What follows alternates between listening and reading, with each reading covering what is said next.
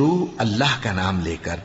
جو بڑا مہربان نہایت رحم والا ہے۔ سب تعریف اللہ ہی کو ہے جس نے اپنے محبوب بندے محمد صلی اللہ علیہ وآلہ وسلم پر یہ کتاب نازل کی اور اس میں کسی طرح کی کجی اور پیچیدگی نہ رکھی، بلکہ سیدھی اور سلیس اتاری تاکہ لوگوں کو عذاب سخت سے جو اس کی طرف سے آنے والا ہے ڈرائے، اور مومنوں کو جو نیک عمل کرتے ہیں خوشخبری سنائے کہ ان کے لیے ان کے کاموں کا نیک بدلہ یعنی بہشت ہے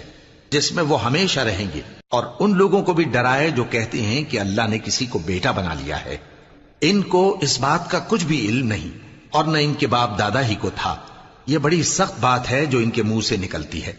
اور کچھ شک نہیں کہ یہ جو کچھ کہتے ہیں محض جھوٹ ہے۔ اے پیغمبر، اگر یہ اس کلام پر ایمان نہ لائیں تو شاید تم ان کے پیچھے رنج کر کر کے اپنے تئیں ہلاک کر دو گے۔